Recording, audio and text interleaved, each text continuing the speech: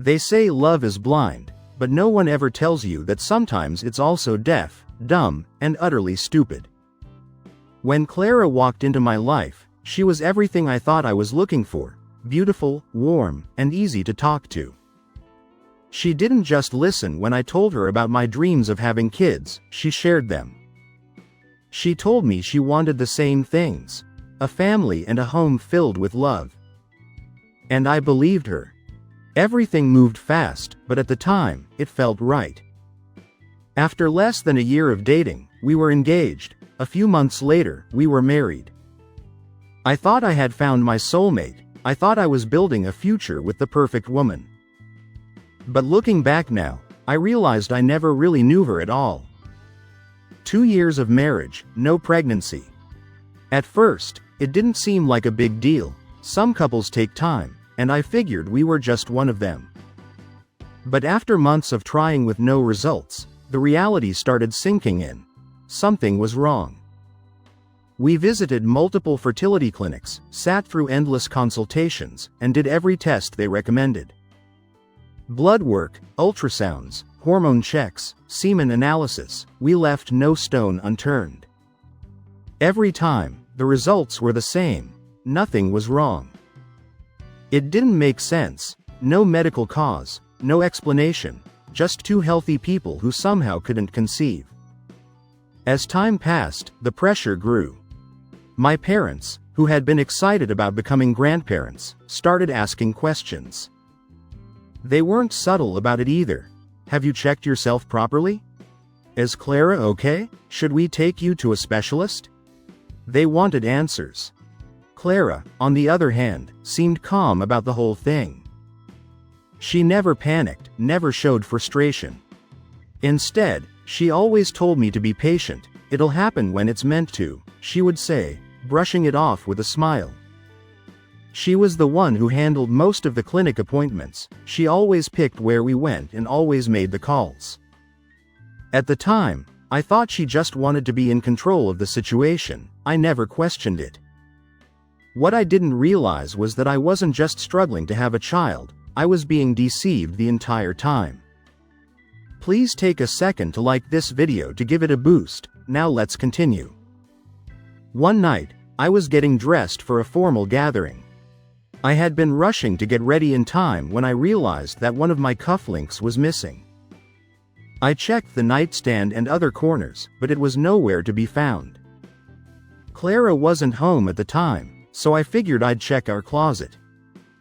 As I moved things around, my eyes landed on her jewelry box. It was the one she always kept tucked away on the top shelf, the one she handled so carefully.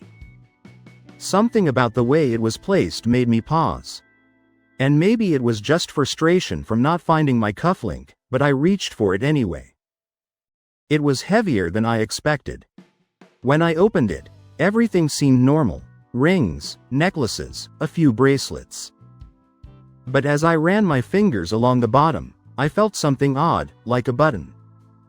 I pressed against it, and with a soft click, a hidden compartment popped open. At first, I just stared. Inside, buried beneath, a leather-bound journal. It looked worn, the edges of the pages slightly curled, the spine softened from years of being handled. I hesitated, my fingers hovering over it. My gut told me to open it, so I did. The first few pages seemed harmless, ordinary, random thoughts, daily notes, things a person might write down just to clear their mind. But then, as I flipped further, something changed: the tone, the words. It started with memories of her past. At first, I skimmed through, not thinking much of it. But then, certain things stood out, details about her previous relationship, about the choices she made back then. As I kept reading, my stomach twisted. I had spent years believing we were just unlucky. That we were trying our best and the universe simply hadn't blessed us with a child. We had gone to doctors, taken tests, and faced disappointment together. I had comforted her when she cried over negative results and reassured her that we would keep trying. I had held her, loved her, believing we were in this fight together. But it was all a lie. She had known before we even got married that this was never going to happen. She knew, and she let me hope, she let me dream, she let me carry the weight of something that wasn't even real. I felt a cold sweat on the back of my neck as I turned another page. She hadn't just lied, she had planned every part of it. From the clinics we visited to the doctors we saw, she had made sure we only went to places where she could control the outcome. Where no one would ever question her. I had never thought twice about it, because why would I? She was my wife, I trusted her. And yet, looking back, it all made sense. I remembered the way she always insisted on picking the clinics. The way she flat out refused to go to the one run by my old friend, saying she didn't feel comfortable there. I had believed her, I had trusted that she was just being private about her medical issues. But now, reading the words in front of me, I saw it for what it really was. She had been afraid of getting caught. And it didn't stop there, she had been managing the truth, manipulating it, controlling it for as long as we had been together. And worse, she was still tangled up with the man from her past. Not because she wanted to be, not because she loved him, but because he knew everything and he was holding it over her head. I gripped the edges of the journal so tightly, I looked at the clock. How long had I been sitting here? I was supposed to be at the event, but I wasn't going anywhere.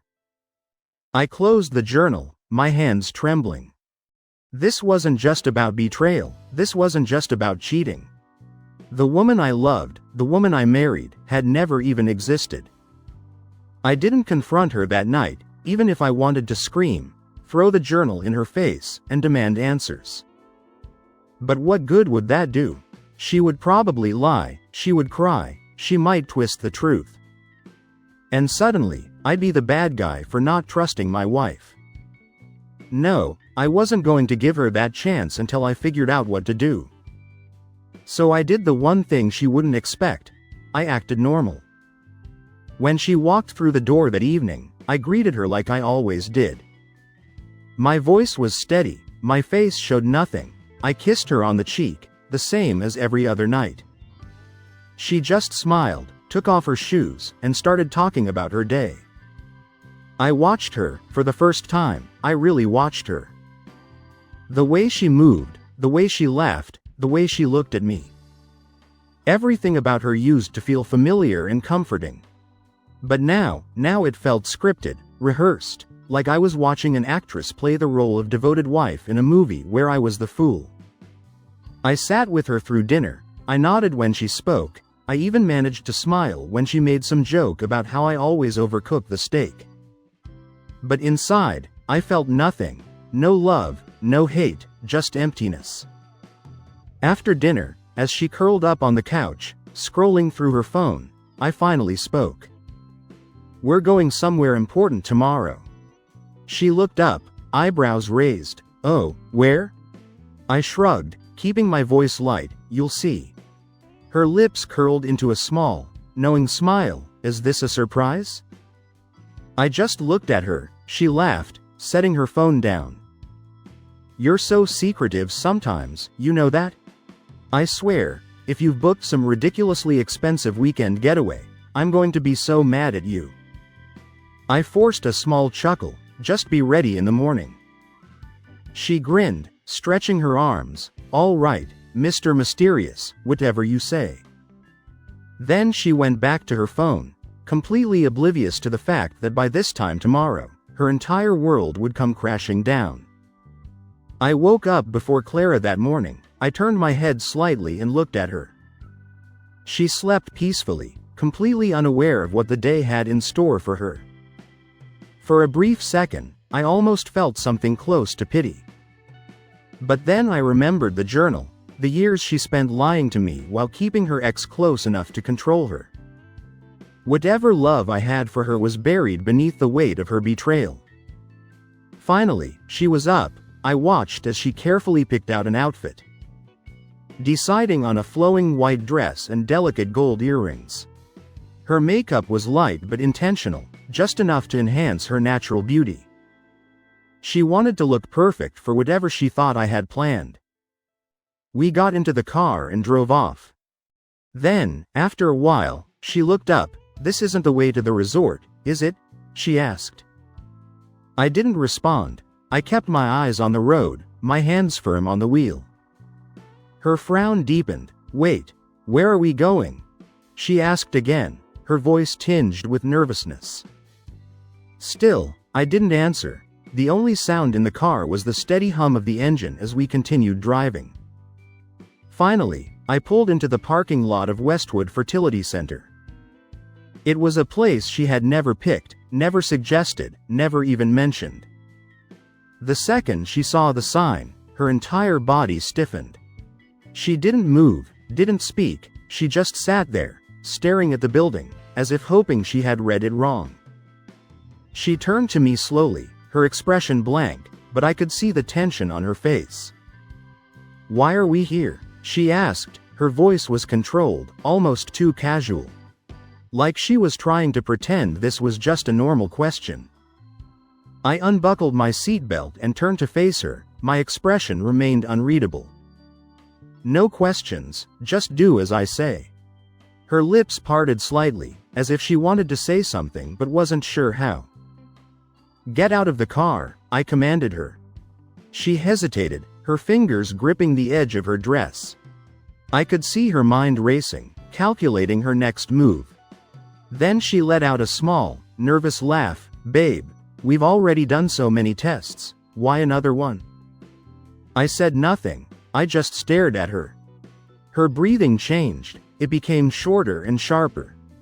I don't feel comfortable with this," she said, forcing another smile. "I mean, shouldn't we talk about this first?" I tilted my head slightly, watching her carefully, like how we talked about all those other clinics you picked. Her lips parted, but no words came out. She froze, just for a second, but that was all I needed.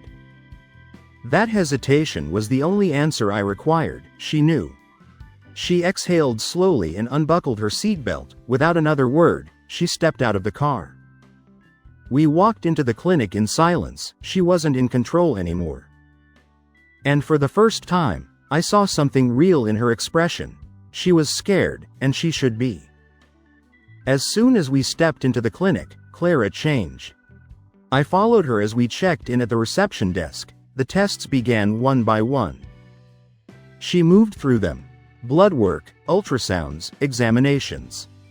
I sat in the waiting area, paying attention. I caught every tiny shift in her expression. When she glanced at me, she was terrified.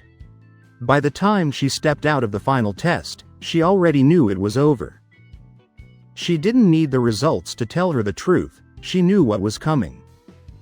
The results would be ready tomorrow, but for Clara, the verdict had already been given. She didn't say a word as we walked out of the clinic and back to the car. She climbed into the passenger seat, buckled her seatbelt, and stared out the window.